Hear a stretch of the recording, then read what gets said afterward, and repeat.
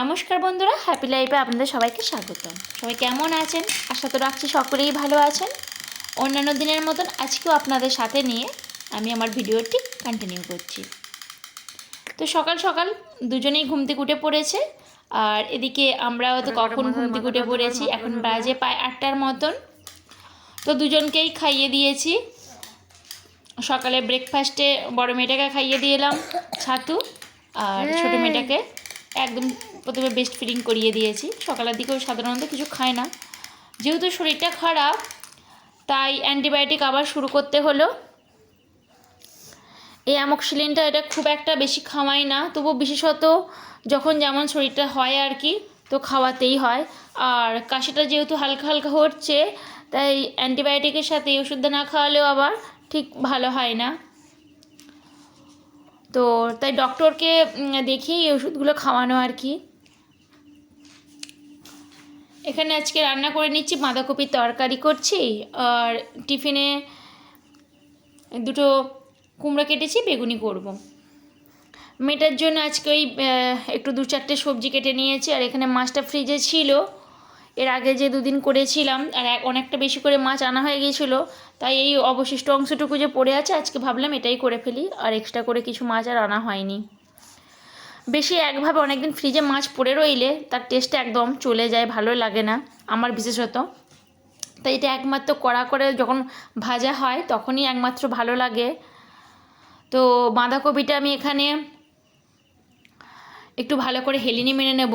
এখন আর ভাপাতে হয় না, একদম এমনিতেই তো কচি মতন থাকে, খুবই নরম। তো সেক্ষেত্রে আমি এইভাবে হেলিনেই মেরে নিই, আর একেবারে ডাইরেক্ট সেদ্ধ করে করলে ঠিক ভালোও লাগে না। তো যাই হোক, আজকে মেয়ের খাবারে রেখেছি গাজর, বিনস এইগুলো। তো এর আগের দিনে আমি মোটামুটি প্রথম যখন শুরু করলাম ওর খাবারের দিক থেকে, তখন একটা খাবার দিয়ে শুরু করলাম, তারপর 2টো সবজি, 3টে সবজি এইভাবে এখন অ্যাড করছি। যেহেতু এখন 6+, তো মোটামুটি আর কটা দিন পরেই 6 পুরোপুরি পূর্ণ হয়ে 7 হয়ে যাবে, 7 মাস। তাই সেক্ষেত্রে এবারে ওর খাওয়া দাওয়াগুলো একটু চেঞ্জ করব। তো ডক্টরের সাথে সেই কথাই হলো।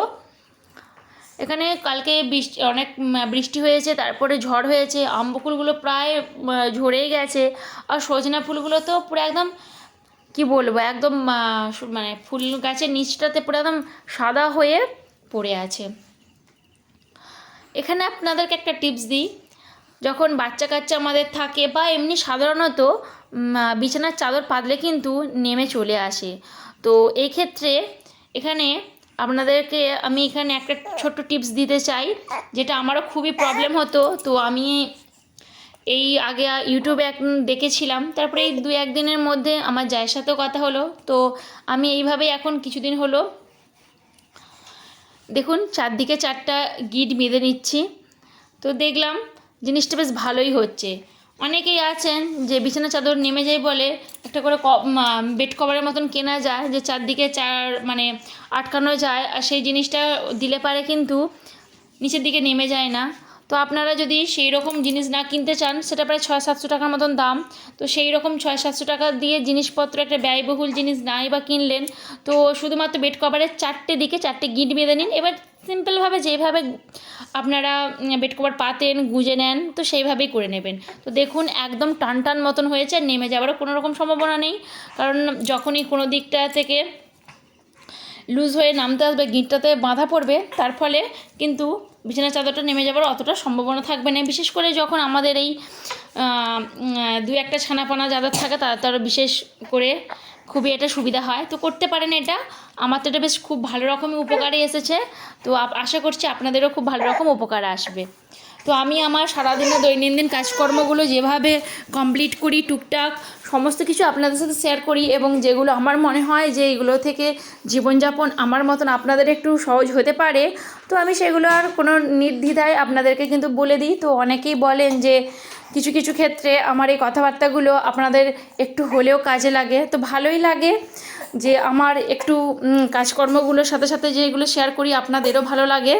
তো জানা অজানা সমস্ত কিছু নিয়েই আমাদের জীবন, আর যতটুকু যা পারি আর কি, যতটুকু যা জানি সব কিছুই আপনাদের সাথে শেয়ার করার চেষ্টা করি। আর এখানে মেয়েটার একটা ওষুধ বাকি পড়ে গিয়েছিল, ওকে ওষুধটা খাইয়ে দিচ্ছি। আর বারবার ওষুধ খাওয়াতেও ভালো লাগছে না, আর খেতেও ভালো লাগছে না।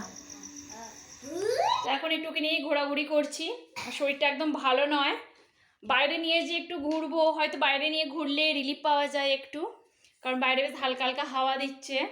কিন্তু এই যে ওর যেহেতু একটু সর্দি মতন করেছে, তারপরে কাশি হচ্ছে হালকা হালকা করে, তাই বাইরে আর নিয়ে ঘুরছি না।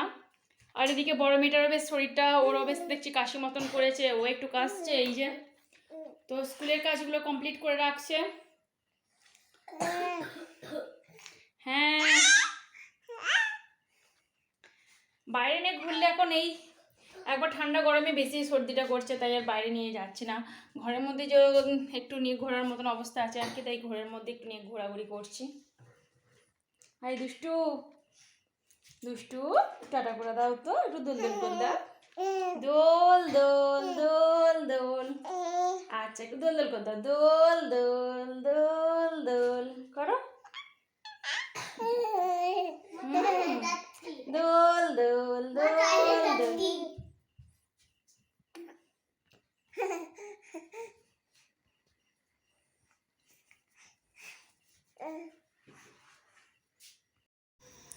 এখানে ওকে একটু পড়তে বসিয়ে দিয়েছি, আর হোমওয়ার্কগুলো করে রাখছে। ওরও যেহেতু শরীরটা ভালো নয় খুব একটা, তাই আজকে আর একটু বেশি করে পড়াবো না। তবু মোটামুটি যে সমস্ত কাজকর্মগুলো একদম না করলেই নয়, ঠিক সেইগুলোই করিয়ে রাখবো আর কি।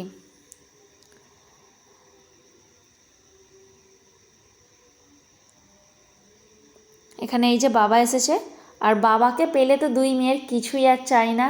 আর সারাটা দিন যেহেতু আমার কাছেই থাকে, তারপর ওর বাবা আসার সাথে সাথেই বাবার কাছে দুই মেয়েই ছুটে ছুটে যাবে আর কি। আর এ তো বাবাকে দেখতে পেলেই মানে হুঁ হ্যাঁ করে যে কত রকম আওয়াজ করবে তার ঠিক ঠিকানা নেই। আর বাবার কাছে এখন বসে কতক্ষণ আদর খাবে, দুইজনেই এই সেম করে। আর যখন আমার বড় মেয়ে এরকম ছোট্ট ছিল, ঠিক ও এইরকমই করতো।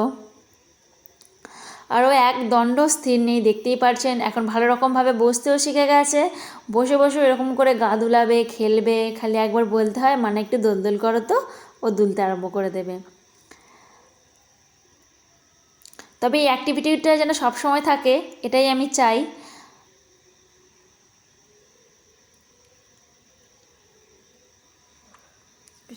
আর এখানে ওর একটু ইনহেলার দিচ্ছি, ইনহেলারটা দিলে আর কি অনেকটা রিলিফ পায়। ডক্টর এই কথাটা বলেই দিয়েছিলেন যে ও যখন কাশিটা হবে, তো কাশিটা হওয়ার সাথে সাথে ইনহেলারটা দিলে পারে ওর কিন্তু কাশিটাই বন্ধ হয়ে যায়। আর কাশি মানে যদি ইনহেলারটা না দেওয়া হয়, ওর কিন্তু এমনিতেই বাড়াবাড়ি হয়, একটা শ্বাসকষ্ট প্রবলেম টাইপের হয় আর কি। তাই আর কোনো রিস্ক না নিয়ে যখনই দেখি সর্দি কাশি মতন হচ্ছে, তখনই ইনহেলারটা দিয়ে দিই। এখন তো তার একটু ঠিকঠাক আছে। একদম যখন ছোটো ছিল, প্রায় 2টো করে 3টে করে রাত আমাদেরকে এভাবে না ঘুমিয়ে, কখনো ওর বাবা কোলে নিয়ে ঘুরতো, কখনো আমি, মানে সারা রাত ওর বাবা না হলে আমি এইভাবে কোলে নিয়ে বসে থাকতে হতো, ঘুরতে হতো, এইরকম হতো আর কি। মানে শরীরটা খারাপ হলে 2-3 ঘন্টা আমাদের, মানে 2-3টে দিন আমাদের মানে না ঘুমিয়ে কাটাতে হতো। আর এখনও বসতে শিখেছে, তো আমার অনেকটা এখন সুবিধা হয় যে একভাবে ধরুন কোলে নিয়ে থাকতে হচ্ছে, সেটা আর করতে হয় না। মানে ওর সাথে একটু কেউ খেললেই হবে, কখনো দিদি খেলে, আর কখনো আমি, কখনো যদি শ্বশুরমশাই আসেন তো উনিই খেলেন, এই আর কি।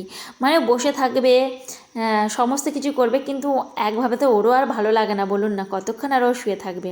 তো যাই হোক, এইভাবে তো সকাল থেকে রাত পর্যন্ত কী কী করলাম সমস্ত কিছু আপনার সাথে শেয়ার করলাম। তো ভিডিওটি তো আশা করছি আপনাদের একটু হলেও ভালো লেগেছে। যদি ভালো লেগে থাকে তাহলে অবশ্যই একটা লাইক, একটা কমেন্ট করে পাশে থাকবেন। আপনাদের একটা লাইক, একটা কমেন্ট আমাকে পরবর্তী ভিডিও বানাতে মোটিভেট করে। যদি নতুন বন্ধু হয়ে থাকেন তো সাবস্ক্রাইব করে অবশ্যই পাশে থাকুন। আবার দেখা হচ্ছে নেক্সট কোনো ব্লগ বা ভিডিওতে। ততক্ষণের জন্য আপনারা সুস্থ থাকুন, ভালো থাকুন, সকলকে ভালো রাখুন। আমরাও ভালো থাকার চেষ্টা করব। শুভরাত্রি, এবং শেষ পর্যন্ত আমাদের সাথে থাকার জন্য অসংখ্য অসংখ্য ধন্যবাদ। এইভাবেই পাশে থাকুন আর আমাদেরকে এগিয়ে যেতে সাহায্য করুন। নমস্কার।